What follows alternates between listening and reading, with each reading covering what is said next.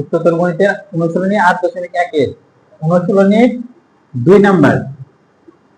একটা কোণের 60 মূলক পদ্ধতিতে অর্থাৎ ডিগ্রি এককে পরিমাপ দেওয়া আছে ডি ডিগ্রি, আর দ্বিতীয় পরিমাপ অর্থাৎ রেডিয়ান এককে দেওয়া আছে আর রেডিয়ান ডি ডিগ্রি আর রেডিয়ান। একই কোণের মান দুটো দেওয়া আছে, ডি ডিগ্রি আর একটা।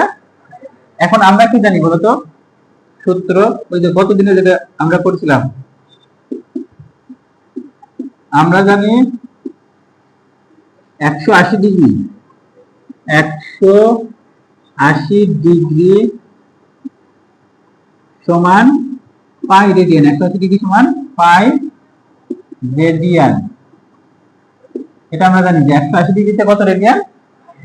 পাই রেডিয়ান। তাহলে বা আমরা লিখতে পারি যে 1 ডিগ্রিতে কি হবে?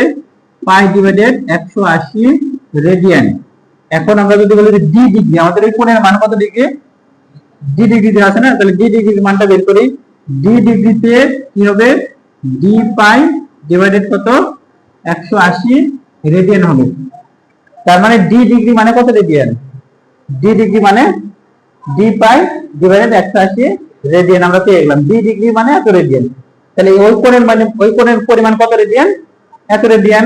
আর ওই কোণের পরিমাণ আবার রেডিয়ান এখানে কত দেওয়া আছে? আর দেওয়া আছে। তার মানে এই জিনিসটাই আসলে আর। তাহলে আমরা এখানে লিখতে পারবো প্রশ্ন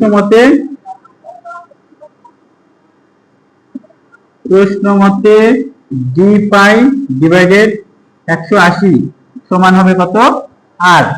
এটা বুঝতে পারলে? এটা এদিকে দেখো, এই যে এই পাশে পাই ভাগ গুণ আছে না, এই পাশে গেলে কি হয়ে যাবে?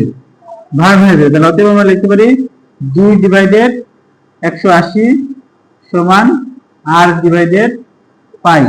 এটাই আমাদের প্রমাণ করতে বলছে,